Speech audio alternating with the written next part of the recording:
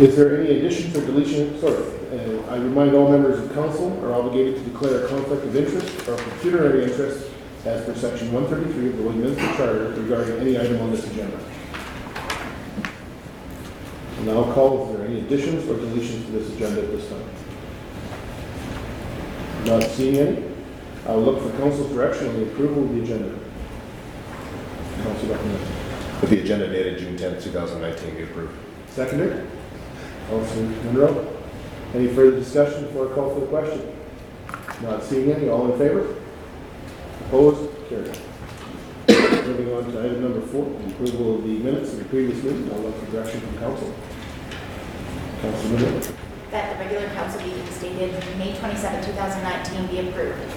Not unanimous. Sorry. Is it? Is he right? It is. Okay. Seconded. Councilor Buckingham. Any further discussion? Not seeing any. I'll call for the question. All in favor? Opposed? Carried. Is there any business arising from the minutes that this council needs to address at this time? Not seeing any. I will move on to agenda item number 6. And the city manager, 6.2. Good afternoon, Your Worship and Council. To present the joint regional growth study by the City of Lloydminster and County of Mill River. I'll ask Sam from our Planning and Development Department to report.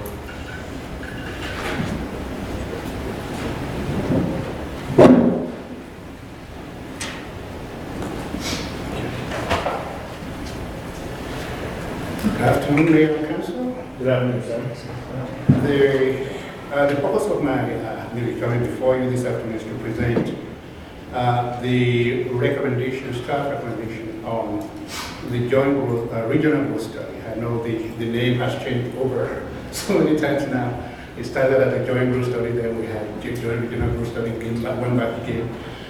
But just a quick heads up before I go into the presentation. There are a few things that have changed. That's in the draft, because we received another, that's the final draft just over the weekend, and we had to change some things in there. If you look at tables 39 through 43, all refer to 30-year plan. That has changed to 35 years because the horizon for this was changed to 35 years in this current discussion. Now, there are about 10 instances of this, and then there are areas where we had requirements made in one column that was changed to required. And there's some acknowledgements, at least to some other members of staff, that's Preddy and Wendy Lehman. And then the others are just the start year for the study originally was stated as 2014. It was 2015 that has been corrected. So those are, and minus a few typos which we identified, which has already been corrected in this current version. I think we are okay. Now, maybe let me just go into our recommendation. Now, administration recommendation is that council adopt the 2019 City of Lloydminster and County of Vermilion River Joint Regional Growth Studies as presented. The City of Lloydminster and the county started the joint growth studies in 2015 as a precursor to developing an enabling environment for regional growth and development. The city's major goal was to carry out a growth study that can be utilized as a technical report for an uncontested annexation of lands in the county of Vermilion River. Now, the general intent of the city and council county collaboration was to ensure that the region has the necessary planning documents in place for effective regional growth coordination just when those growths are coming. It was also intended to ensure that both municipalities could identify potential target locations within the IDP area for urban type residential or non-residential development. Now, the goal or the objectives of the study are listed in the RFD. One, to develop a joint growth studies based on mutually agreed upon assumptions, to establish future growth scenario that considers development in the study area, to inform revisions and updates to the IDP, and to inform revisions to other statutory documents such as the MVP and ASP, that's area structure plans. I know planners we're used to acronyms, so I will be trying to define it as I go along. Then the objectives, those are the objectives. The last one, which is a major one for the city, is that we wanted to use that one as a vehicle to going to MGB for a non-contested annexation with the County of Vermilion River. Now, a few highlights of the assumption, because after the first going out, the city in November of 2014 decided that we were not achieving anything from that process, so we withdrew. We came back again to the table in 2018. And some of the highlights of the things that the city brought forward are this one, we wanted the study horizon increased. And it was agreed to increase it from 30 years to 35 years. Then at the base year, because an election had gone ahead after the 2015 study, it was pushed out in 2016 as the last federal census that we had then. And then the growth rate, which was a big one, was increased from 1.9%, what we had in the other one, to 2.2% per annum. And then a disaggregation scenario that allowed for a wide range of employment growth, because one thing we stated was in the other study, the assumption was that all industrial development that generally would not require any servicing, more like pipe yard or laydown yards and all the rest of them, were supposed to be going to the county. We just said that was going to be something that would limit the ability of the city in terms of choices. So they agreed to that. So everything was distributed evenly across both municipalities. And then we wanted the split in population to be moved or changed from 60-40 between Alberta and Saskatchewan to 70-30. That too they agreed to. So based on that, the projected population actually for the 35 years now increased to 67,000, close to 500, 67,489. The other, what we had before was 55,768, and again, we discovered, we know that when it comes to land allocation, the population is a major base you use at least to get that done. The new approach projected a gross developable land of the city to maybe 17.7 quarter sections outside of city limits, and these are developable quarter sections, not just gross quarter sections. So when we add the gross or the other, all lands that are encumbered, when that one is done, it gets a lot more than that, but that is not the purpose of this presentation. So the major conclusions from the study are below. The estimated since land needs for 35 years from 2016 to 2051 was 1,087.8 developable hectares, which comes down to what I just said, 17.1 or 17.7 hectares. The gross number of quarter sections will be determined through evaluation of land during annexation negotiation process. Now, what I meant by this is, if the land is encumbered by environmental issues, generally those are not developable. You take that one out, and I think that's why I said the growth or the net. This is the net. The growth depends on the quarter sections that are targeted by the city for development. So based on a serviceability assessment, it was concluded that some areas surrounding the city are easier and less expensive to service than others. A map presenting the aggregated winter serviceability analysis was attached. The study made 4 key recommendations. The first recommendation was that the city and county should consider those options that allow for adequate land for the urban development under the medium-high scenario to inform the allocation of lands in the city's annexation proposal. That was a great recommendation.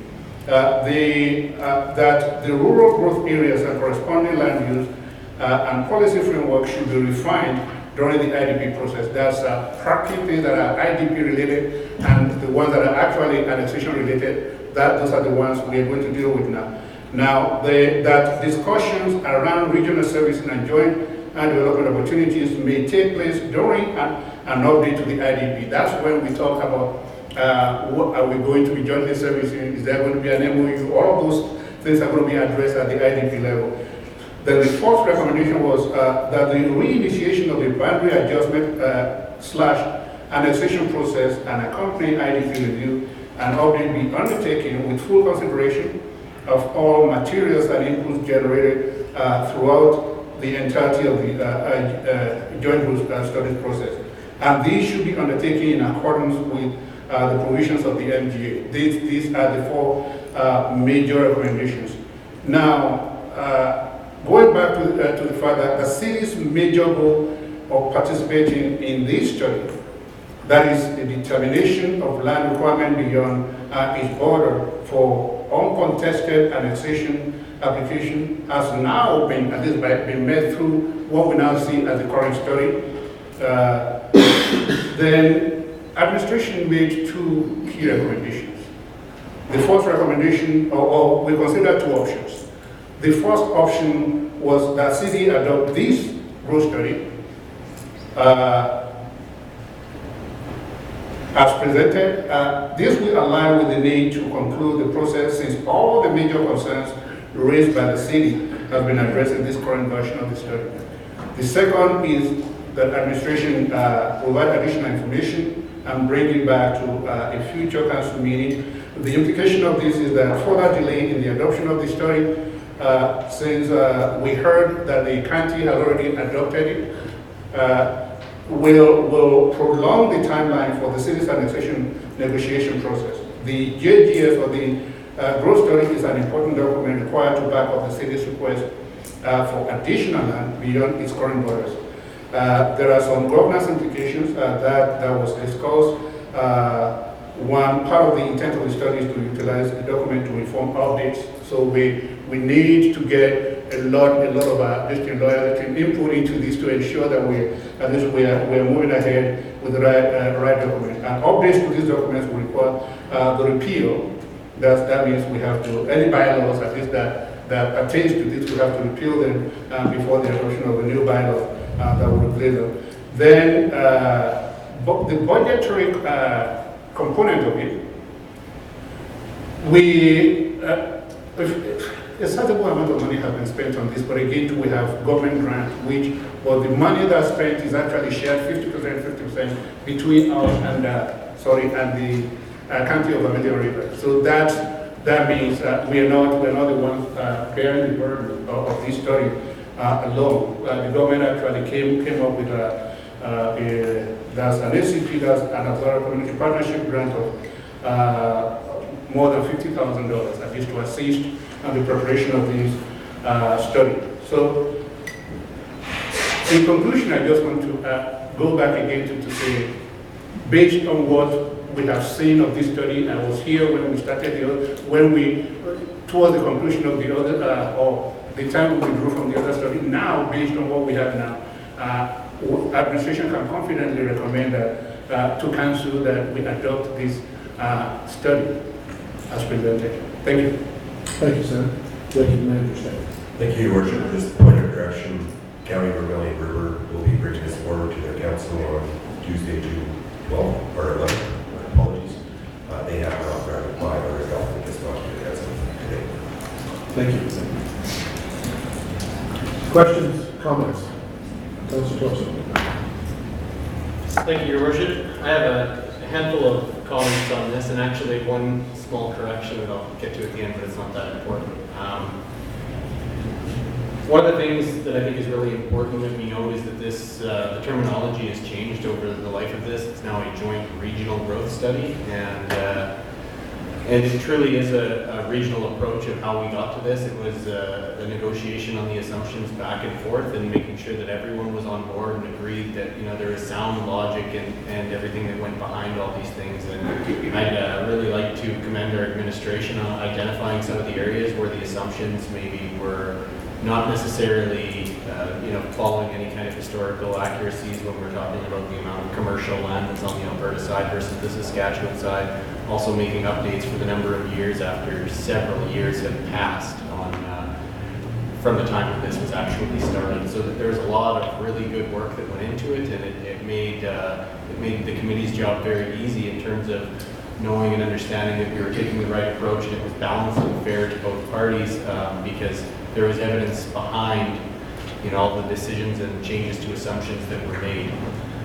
It's really not that long ago from the time that we pulled out of the growth study altogether and decided, you know what, we're going to do our own thing or whatever our thoughts were at the time. And then, you know, we took the opportunity to sit down with our neighbors and talk about some of our issues, differences, history, and then get to the point where we could get back to the table and start having these discussions. And when you look at some of the time lapse and all the names on that report of all the people who are working here or worked on the project, it's pretty monumental to actually get it to this stage where we could potentially have an approval. One of the other things I just wanted to comment on was just the process in general. I understand that everything comes after this in terms of what's on the actual report, but really what we are, to me, accepting and approving is what is the amount of growth projected for the city? What is the number of people and what is the corresponding land needs based on the assumption that we have agreed to with our neighbors? So all the other annexation stuff, there's other things that'll filter in and come out as we go along, but this really doesn't close the book on any of that stuff. It's purely how much will the city grow by, where are the logical growth directions, but it's not an identification of what specific pieces of land the city will absorb or not absorb at this time. But yeah, I just want to really commend everyone who went on there. The only small thing I noticed today, and I don't know why I didn't notice the other 5 times I've seen this document, is we're just missing one name on the elected council list. And that was Councillor Lockie Kamai, I believe. His name is not on the list, whereas all the other ones are. So it's just so you know, there was one that was missing. I don't think it changes the nature of the result, but in other respect, I think we should add it onto the list of names on there. Yeah, so overall, I am very much in favor of this. A tremendous amount of work went into getting to where we are, and I think, you know, the assumptions that our administration worked towards and that we negotiated are fair, and I think that our neighbors feel that way, which is why we're at this table today. Thank you.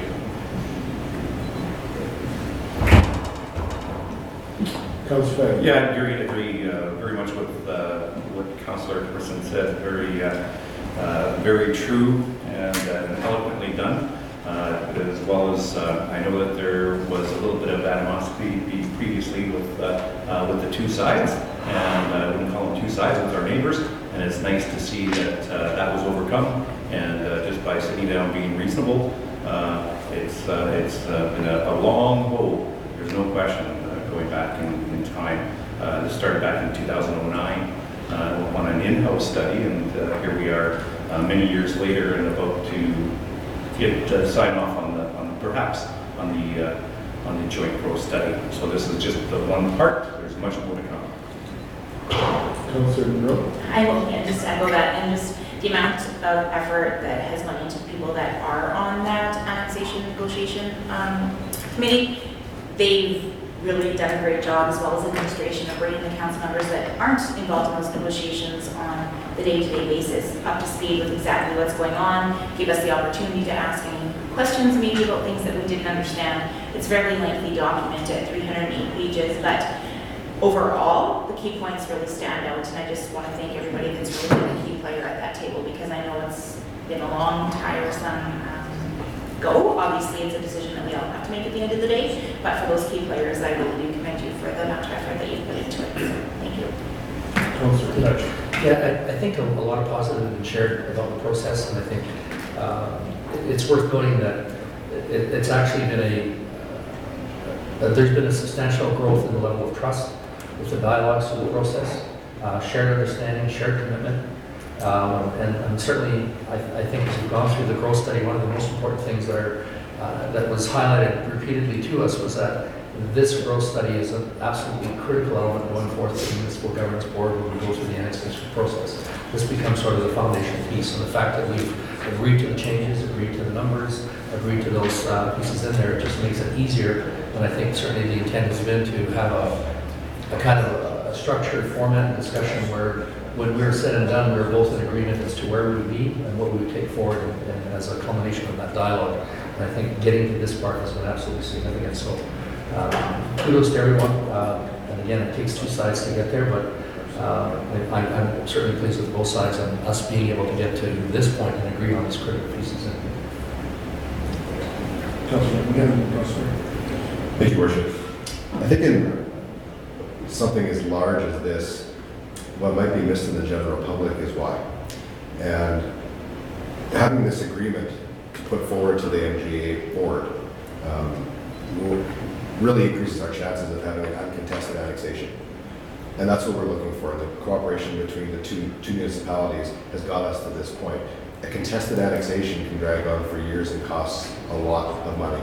So all the efforts put in by both these councils, all the administrations on both sides that are working so hard at this are leading us to a path of uncontested annexation. And I think that we haven't talked about that a lot in the public setting so that people know that this is the reason for this.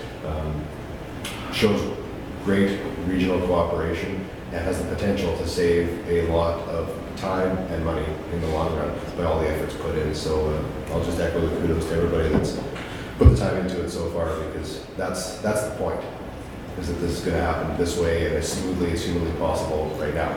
That's how it looks. So thanks everybody for that. Councilor. Thank you, Your Worship. On Councilor Thorson's comment, under 215, 216 City Council, I think it should be amended because Mr. Kayford was part of the city administration. At that time, he was not a council member. I think that should be amended in the report, just for the record, that's all. Thank you. I look at the report a little bit different. I didn't attend the meetings, but it's a great fact-finding report. It's a scientific report and an engineering report. To me, there wasn't a lot of decisions that had to be made by us. We had 4 different engineering companies and environmental companies telling us about certain things like environmental issues within the surrounding area. They talked about land usage, usable land.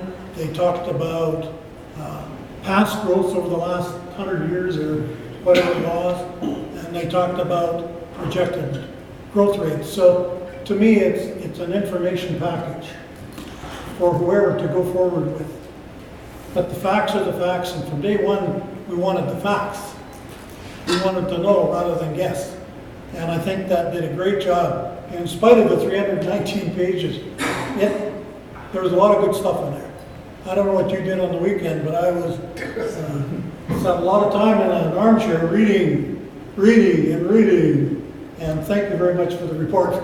I couldn't do it at the computer, but it was, I thought there was a pile of good stuff in there that will give whoever the basis to go forward with whatever happens next. So I think that was really good. The only thing that I wondered about, for many years, the governments have been promoting longer-term growth patterns than 35 years. And is 35 years enough, or was it enough? It's done now, and I'll live with that. But in many cases, the government was promoting 50, 60-year projections for city growth. And I just wondered if down the road that would come back to haunt the city, because 50 years in the life of the city is just that long. So, not a question to be answered today, just something to think about for future councils, because they do grow and they do grow fast. So, thank you very much. Councilor, I will actually try to answer that, having sat on the INAC committee with other members of the council table, some of the members here. We discussed 30 years. That's the standard that's presently in most cases. There has been some up to 50 years. With a great deal of discussion at the committee, both county and the city, we arrived at 35 years, feeling that was a fair number. Now, that's, as you say, 50 years is by a very long, very short time. So I think that 35 years was a relatively reasonable time. We won't have to start this process while this council sits, I hope, if we can move things forward, nor will the next council, but it's something that someone will have to address in the next 15 years. Take a look at where we're at, and the dialogue that goes on today, I hope, through the different committees with the county, and start that process again, depending on what the economy and what goes on with our city.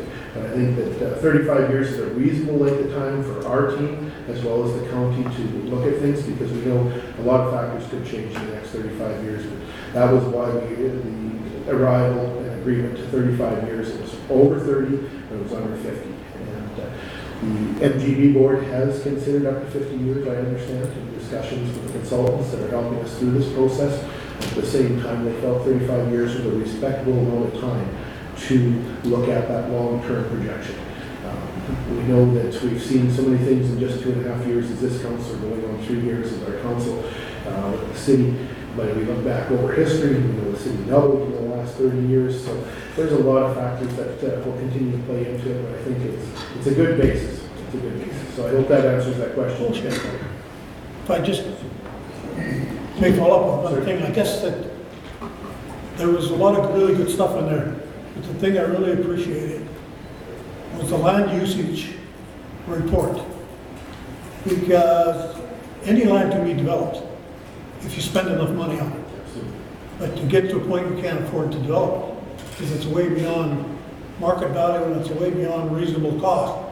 And I think that from this report, and I know the environment plays such a big deal in development today, and there's lots of room, which we all need to know about, is drainage. There seems to be, when you read the report, a lot of areas within that whole development area where you could more effectively locate drainage systems that we talk about risk management. Well, it's such a critical thing to our city and every other city. So I just thought it was well done. Just well done. So thank you, Your Worship. You're welcome. I think I'd like to close off discussion, if I may, by saying yes, I think that there was a lot of work. We brought in the experts, the consultants that work for both the city and the county, came together. We hired some additional people for the application to get sure the numbers were right for populations and things like that. So we brought the best resources we could to this table, because I can only speak for myself. I've learned so much in this process and under planning. And I think as I look to the council members that sit in the INAC committee and even the council members in whole, this is not one of us that came from the planning background. I think this was a process. This is just a great journey to have gone through to see that process and come to fruition, I hope, from that perspective. And then as we continue to move through the system and the years that we have to go through to take it the next step. And I think that, it was great working with the county. We've met monthly with them for the last 6 months. And we're at a great place that I believe as a community with our neighbors, because it talks about their growth as well. And they want it. And that's from the perspective we're going to grow together. And I think that's very important. Councilor. Thank you, Your Worship. I know you said you wanted to close discussion, but I apologize. I think something you just touched on at the end is really a change in mindset within the room. Something I can talk about is just that this is not purely a function of how will the city grow in the future. This is how are we going to create a scenario where we have growth in the region. It's not about fighting for pieces of the pie anymore. This is about how do we grow the pie overall. And I think that's what's really important. The mindset has changed within the room, and we've had excellent cooperation, and really happy to be doing this as part of my council responsibilities, and really happy to be working with that group. So it's a lot of fun, and some of us just have planning in our bones. So thank you. By all means, that was not intended to limit to me, but we had been around. Is there any other comments? Not seeing any, I'll look for direction from council regarding 6.2.1. Councilor Stadler. Will that council adopt the 2019 City of Lloydminster / County of Vermilion River Joint Regional Growth Studies presented? Seconder, Councilor Monroe. Any further discussion before I call for the question? Not seeing any, all in favor? Opposed? Carried. Thank you very much, Sam.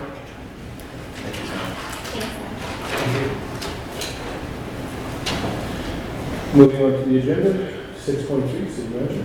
Thank you, Your Worship, to present 6.3.1 Lloydminster Airport Emergency Generator Upgrade. I'll ask Fred Ackerman to come forward.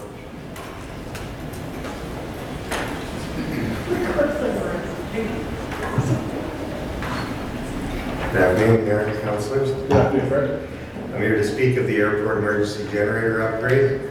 I'm here with the recommendation that that the council approve the award of the emergency generator complete with its enclosure and ancillary equipment for the City of Lloydminster's Airport to Finney Canada for $200,000 plus GST. And the Mayor and City Clerk be authorized to sign and seal all necessary documents. Give you some background. The issue that is being addressed with this is a backup power source is required to enhance safety and maintain business continuity at the City of Lloydminster's Airport. To give you some background on our project here, the City of Lloydminster's Airport terminal currently does not have a backup power source to keep the facility operational in the event of an electrical failure. Furthermore, if an electrical failure was to occur, fuel would not be available to aircraft, and during the dark hours, a power failure would render the airport inoperable due to no runway lighting. The hazard and risk of an electrical failure has been a documented concern within the airport's safety management system since 2014. To move with this, the administration engaged Bar Engineering Limited Services as the consultant to lead the design of this project and oversee the technical aspects. The proposed emergency backup generator system is fully automated to respond within seconds of a mainline power failure and has sufficient capacity to provide effective uninterrupted airport services.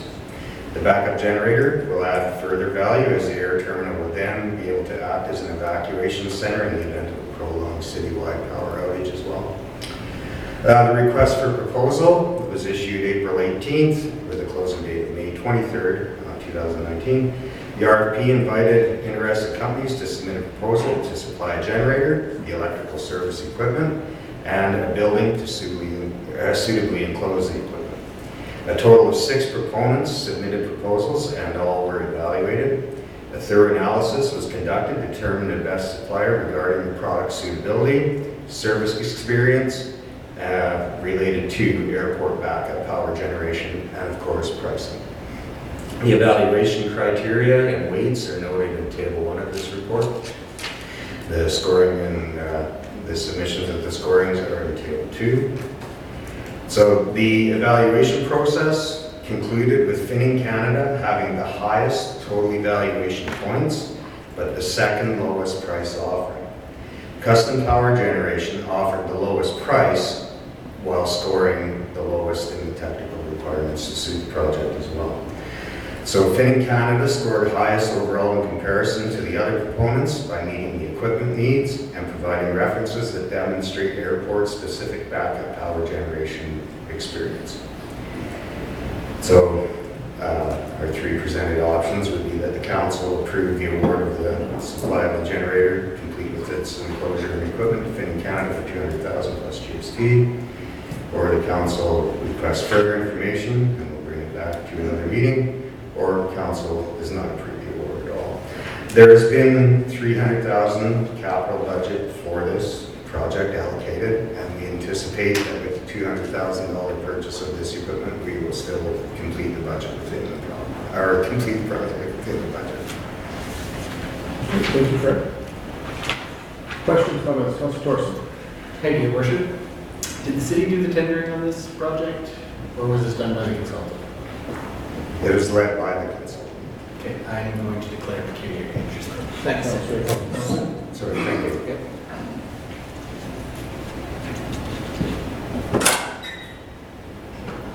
Further questions or comments? If I could, Worship. Certainly, Councilor. I guess when you talk about the technical score, was it a lack of experience in this kind of airport work at all, or what was? That was one of the factors. So yes, Finning in comparison had the best demonstrated knowledge of our project and substantial corporate experience and history of support. Of course, Finning supplied the backup power generation for Vancouver and Edmonton International Airports. Finning also had enhanced offerings above our nominal requirements, better control systems, just not the tech out, but better, higher voltages and stuff. They had a better warranty offering, 1 year compared to 2. And also Finning Canada was the only company to offer us stamped engineered drawings or engineering drawings of the structural, the mechanical, and the electrical aspects of it. And they offered CSA labeling for the service equipment once the installation was complete. And again, that was not offered by anybody else.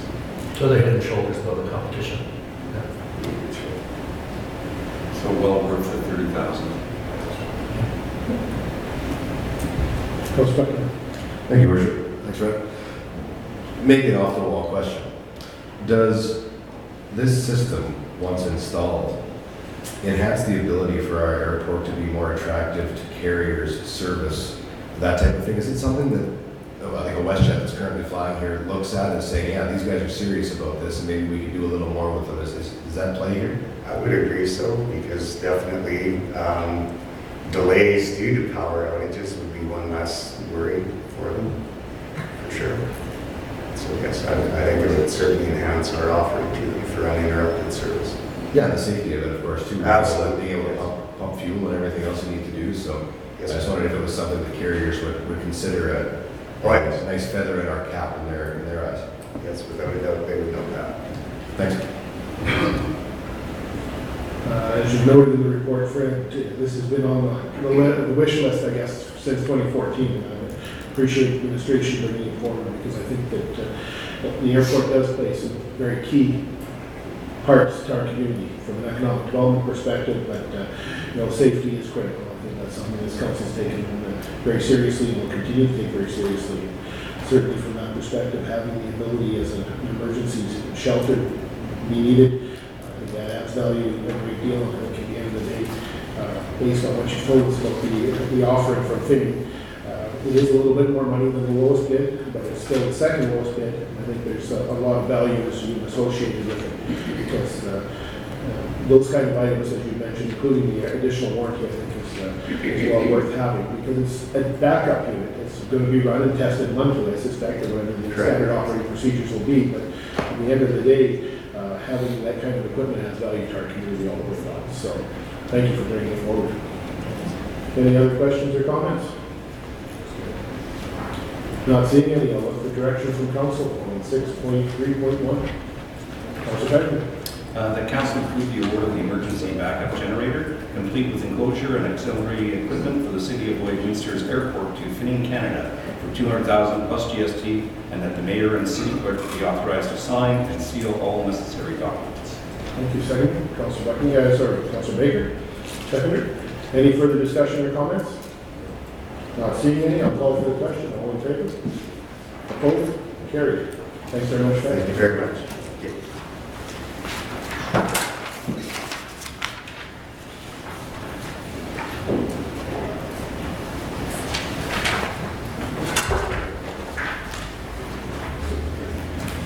Moving on to the agenda, item 6.3.2. City Manager. Thank you, Your Worship. To present 6.3.2 Regional Emergency Management Mutual Aid Agreement, I'll ask Ernie Olson to come forward.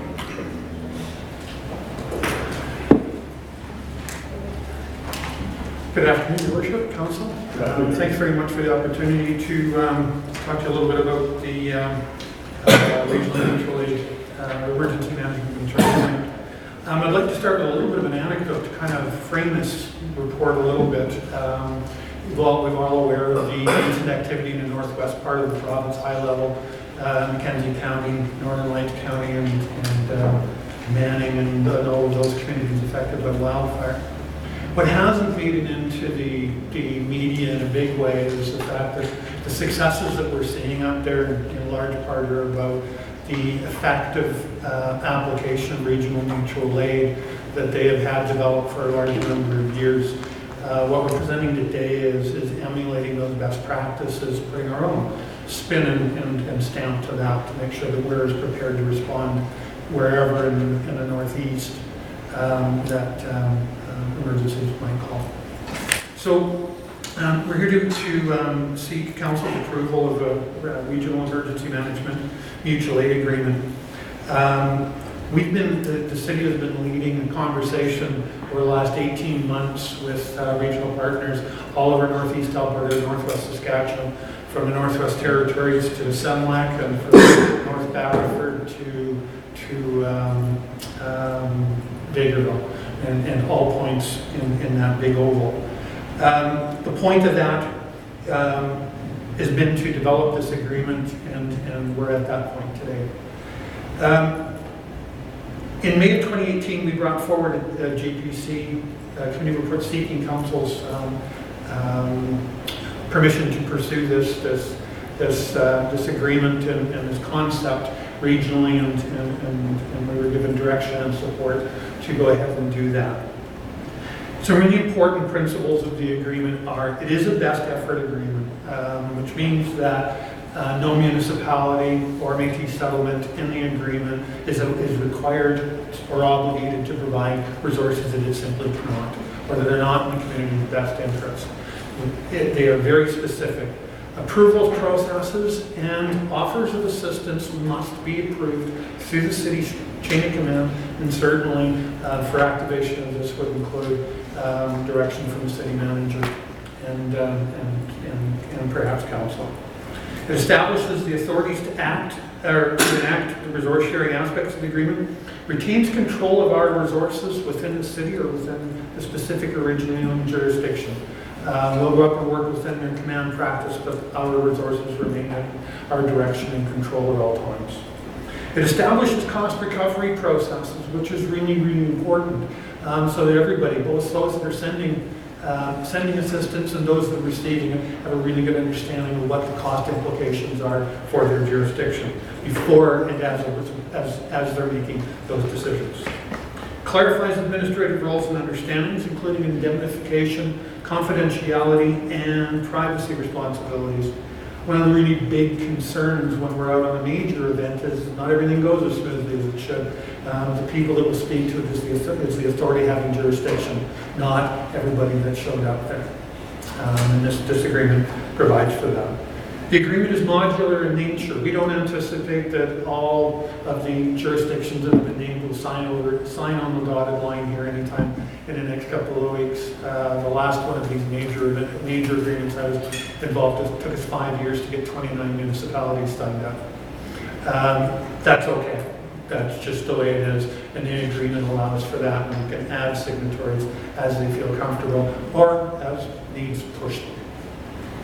The next steps for the project include proceeding with the ratification process broadly through the region. We're anticipating sending out draft of the agreement, the finalized agreement, as well as generic committee and council reports and things like that to assist all of the rest of the jurisdictions in moving this forward.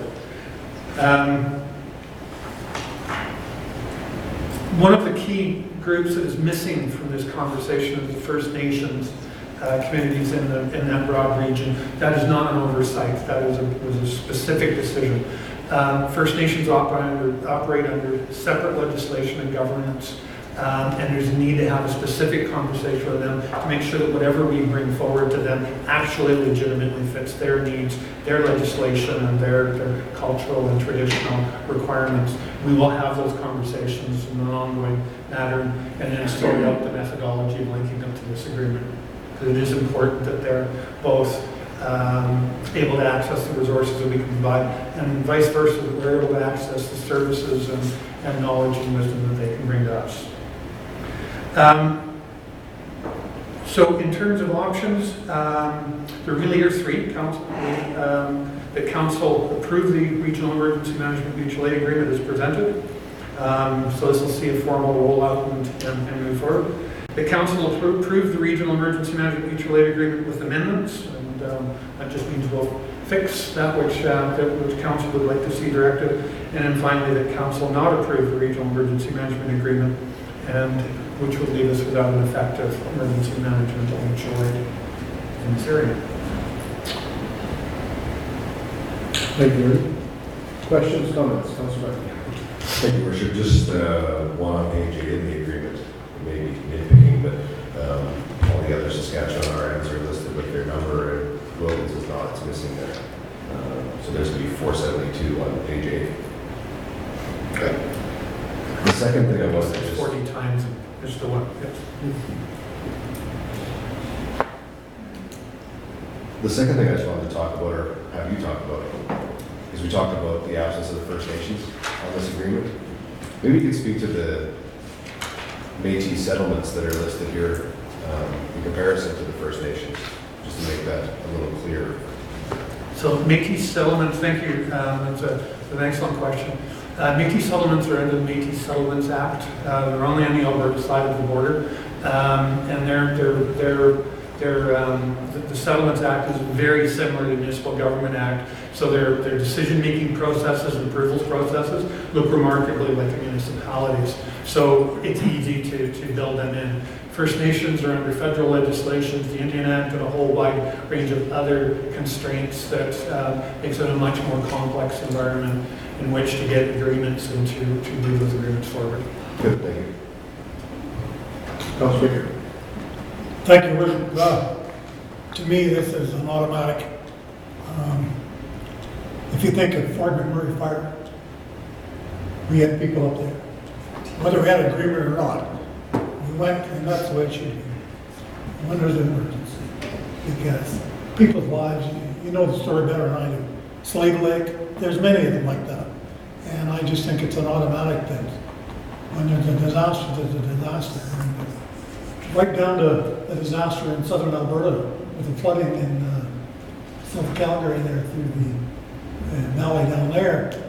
It's just an automatic, and I think what's important here is the reason I bring this up to make sure our community understands why we're involved and why we would do that, because it may be our turn. Thank you. Well, Councilor Baker, I think I'd like to add to that, that in the old days, and I think you've heard about these stories where neighbors came to help neighbors, and it was just that way, and just pick up. Today, there's a lot more technical pieces to that, and I appreciate the work that's gone into this agreement, because we now have an understanding of who's paying for what. It outlines that so that it's fair to all concerned, because I think that if we were in their need, as we've talked about, we want to know what it's going to cost us and vice versa, that our taxpayers are not subsidizing someone else, but we're there to assist, and it's a gentleman agreement in writing. That's really what I look at it as. Councilor Torsten. Thank you, Your Worship. Yeah, I just want to say on this agreement in general, I'm very much in favor of it. I had the opportunity, well, not that it was for the best of reasons, but at conference, several conversations occurred with members of other Alberta municipalities, and ultimately we started talking about the wildfires, and which would lead me to talk about this agreement. And overwhelmingly, every elected official that I talked to said, yeah, that's a great idea, and really something that you should keep pushing forward, because we do want to help our neighbors, but it would be ideal if we could help our neighbors and have someone come help us if there was an identified kind of terms of engagement of how this thing's going to work, who's in control, who's in command, how does the items in terms of payment and things work. And it just makes everyone's life a lot easier than to have to try and figure all this stuff on the spot or after the fact, but to have an understanding and training of how it's going to work when you get there, I think just leads to a better response to the emergency that's going on, and B, better protection for our own assets and for others when they come here, to make sure that we're following the proper order that it ought to go in. So, I think that I can really commend, your leadership on this and getting this done. I think it's really important for our surrounding communities, but really, this is a great example of a municipal government kind of taking the reins and taking control, where maybe it may be better in line with something that a province ought to be kind of pushing down rather than us, taking on the initiative. But I just really commend you for taking the steps to do that, so that we can have an agreement that, that works for us and works for the other parties, and ultimately will lead to hopefully a better outcome if anything ever happens. Thank you. Councilor. Yeah, kind of repeating it, I think, but certainly in times of emergency, those aren't the times you want to negotiate price. You don't want to be negotiating and talking about stuff. You really want to react in a way that there is a plan, and that all of that's taken care of. I think now what we're seeing is that the liability after the fact relative to insurance costs and all the other pieces. I know a fellow was involved in going up to McMurray on costs, and that's a big piece where I think, as a city, if you are aware of the costs and relationships, those pieces are self-evident in a way based on this agreement, and it becomes easier to demonstrate what the cost is for the city. It just makes the process run a lot smoother. Whereas you're trying to figure out what it might cost, no, it's there, here it is, here's your agreement, this goes forward from there. So it's good not only in the front end, but I think extremely important on the back end, where as you're trying to work past the emergency and sort things out. So it just makes really good sense. Councilor Fagin? Yeah, it's very well done, and I'll just, what I liked as well was it also on the administration rules, very cut and clear. So when you take a look at your plan overall, it just kind of ticks all the boxes and very well done. Thank you, that's all I can say. Councilor Fagin? Thank you, Richard. The last thing I'd like to point out on this from my perspective is this isn't just our fire department. This is graders and water treatment facility people and IT and everything else. When people see these mutual aid agreements, they often think of the actual emergency service piece of this as the only part of it. But this is so much bigger and so much more than that. So incorporating that all into one thing is really well done. So thanks for that. No further questions. I'll look for direction from council on 6.3.2. Councilor Buckingham? The council approved the regional emergency management mutual aid agreement as presented with one amendment. Second, Councilor Fagin. Any further discussion, comments? Not seeing any. All in favor? Opposed? Carried. Thank you very much, Aaron. Thank you very much, thanks. Moving on to the agenda item 6.7, the Manager Chief of Staff. Thank you, Your Worship, to present the collective agreement between the City of Lloydminster and the International Association of Firefighters, IAFF, Local 5182. I'll turn it over to Executive Manager Don Stanton. Thank you, City Manager. I'm happy to present this on behalf of our Chief of Staff today, the collective agreement between the City of Lloydminster and the IAFF, Local 5182. Administration is looking for a recommendation from Council to approve the agreement between the City of Lloydminster and the Professional Firefighters Association, IAFF Local 5182, for the period of May 14, 2018 to December 31st, 2021, and that the Mayor and City Clerk be authorized to sign and seal all required documents. On May 14, 2018, the Alberta Labor Relations Board approved the application for certification as bargaining agent to the International Association of Firefighters to represent the Lloydminster Firefighters Association. Through 19 days of productive and respectful negotiations, the Joint Committee arrived at a tentative agreement that aligns with other agreements reached in other municipalities and compared populations within Alberta and Saskatchewan. Some of the highlights from the agreement include a 44-month term, retroactive May 14, 2018, an annual increase of 2%, and standards for remuneration, benefit, and pensions. The Lloydminster Firefighters Association, IAFF Local 5182, met with their membership on Wednesday, June 5th, 2019, and received support for the new collective agreement. Options in front of Council are to approve the collective agreement between the City of Lloydminster and the IAFF Local 152, or that Council not approve the collective agreement between the City and Lloydminster Association of Firefighters, IAFF Local 152, for the period of May 14, 2018 to December 31st, 2021. Financial implications. The 2019 approved budget includes consideration for impacts due to finalization of this collective agreement. Further operation requirements are currently being reviewed through the Fire Service Master Plan, which will be completed over the next coming months. Upon completion, the overall financial impact for fire services will be determined and considered in the 2020 budget coming forward. I'll pass it back to you, Your Worship. If you have any questions. Thank you, Executive Manager Stank. Questions, comments? Councilor Dutchess. Yeah, first I think I want to extend congratulations to both parties in reaching the agreement.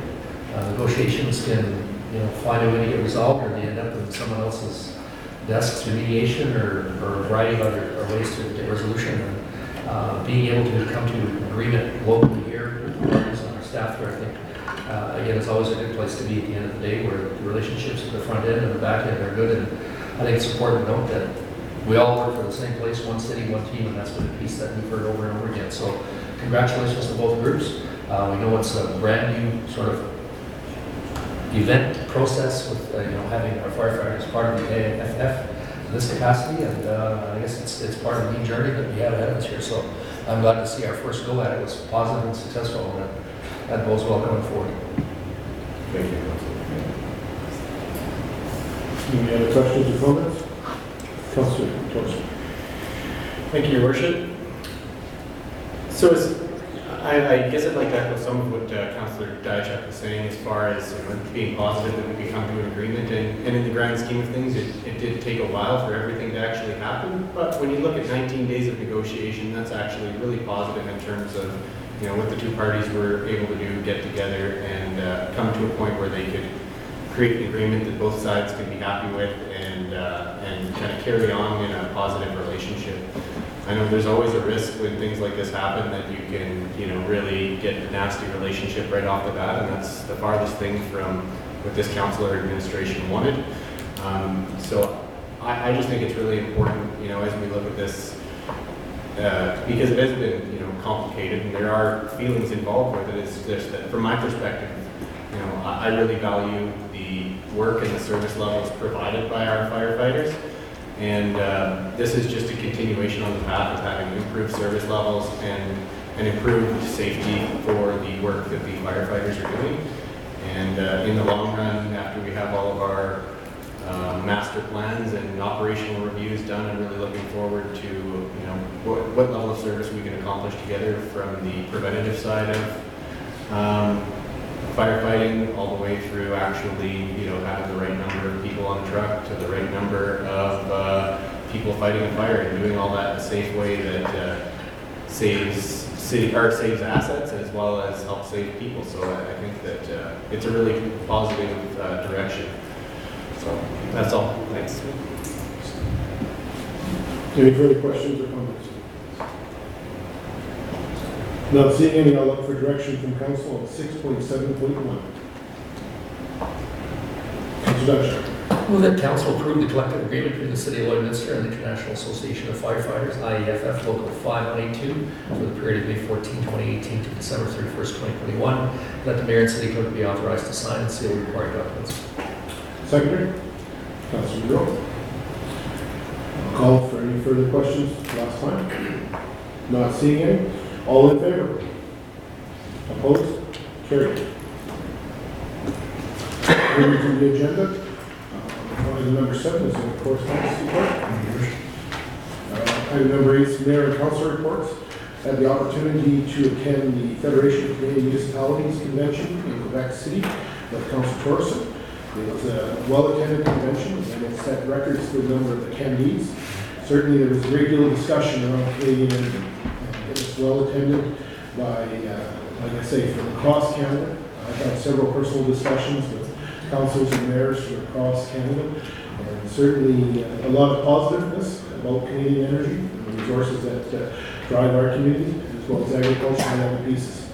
There was a great support among delegates, and the message got out. Now, the challenge is that there's always an opposing view, and we'll continue to work towards helping to resolve some of the concerns and questions. And certainly the one I learned that came up was in Quebec that the municipality receives no revenue for pipelines in the ground through the municipality, where in Alberta, Saskatchewan, and other provinces, there are funds received from the municipality in form of taxation. So there's no value saw from a municipal perspective. So I think that's one of the things that the industry is going to have to be aware of, and municipalities will be addressing that going forward. So I think that was well received. And again, discussion. There's a lot of different workshops that I attended. I know Councillor Thorson attended some different ones, so we tried to get a broader perspective of different things. Certainly opioids continue to be a problem. And, we'll be hearing more about that in due time, but certainly it's an issue that we can't put our head in the sand and it's going to go away. It's not happening anywhere else that way in the province or in the city, the country. Every city and community, large and small, are facing the same challenges. So we'll be hopefully hearing more from the administration on that later this year. From the perspective of anything else. It was a well-attended convention. We had all 4 national leaders speak to us, being that there's a federal election encroaching in October, so you can certainly imagine the discussions that went on. But it was a well-attended convention, well-organized, I believe. The weather was cooperative, so that's what I've got to add right now. I'll turn it over to Councilor Torres, and if he wants to add a few things.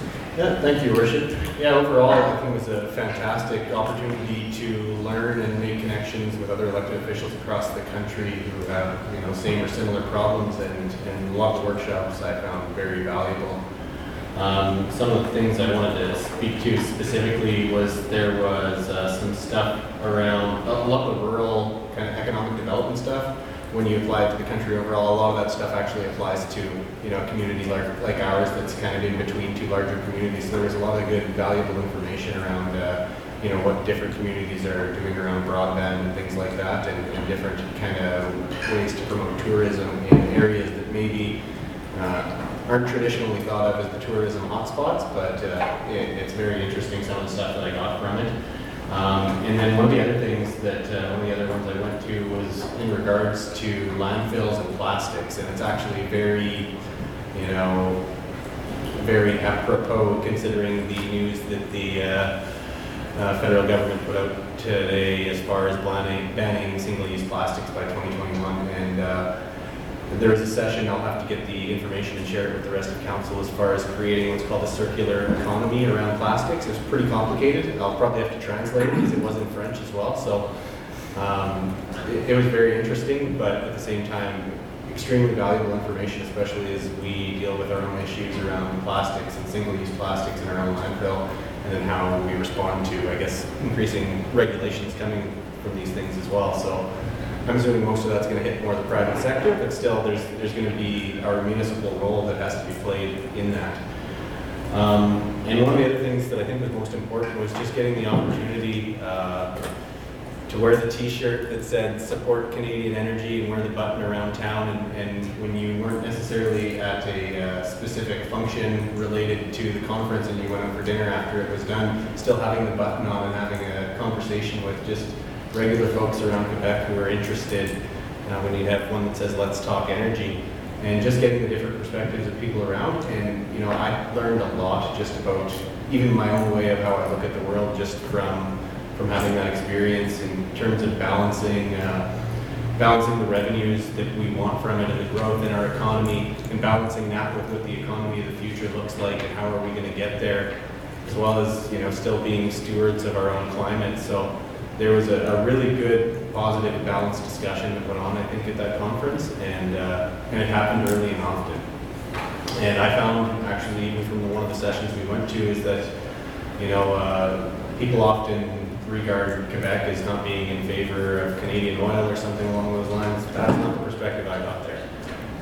It was very different from that, and it was very much one that was, we absolutely, support and want Alberta and the West to have success. We just want the process to ensure that our rights and our environment is being protected, and that we are adequately compensated and consulted for what we allow to occur. The same as I think we would look at the world if someone was putting something right down Main Street or through an asset that was critical to our economy, like whether that be a tourism asset. I think we would want to be properly consulted and at least been given a fair shake to know what's happening, what are the risks, how will I be fairly compensated. So overall, it was a great experience, and I'm really happy I went. And I didn't have to use the French listening devices. The conference was about 50-50, and I didn't have to have the earpiece, and I could understand everything. Don't get me to repeat it, because that would be painful, but I could understand it all. But anyway, thank you. On FCM, before I go around to ask councilors for any other reports, just wanted to report that Councilor Darren Hill, councilor in the city of Saskatoon, was elected the 3rd vice president of FCM. So he represents the prairies as well as the 3 territories, the areas. So British Columbia is one separate, prairies and territories are another region, and we get into Ontario, into Quebec, and the Maritimes. So there's he's now a member of the Saskatoon City Council on the FCM board. At the top end will become president in due time if so we elected in his next election at City Council. So I wanted to wish him congratulations and pass on a letter on behalf of council, if council is agreeable to that, just to congratulate him on his election. Any other, Councilor Buckley? Thank you, Worship. Well, the mayor and Councilor Torreson were out promoting us nationally. I got the opportunity as deputy mayor to do all kinds of things local.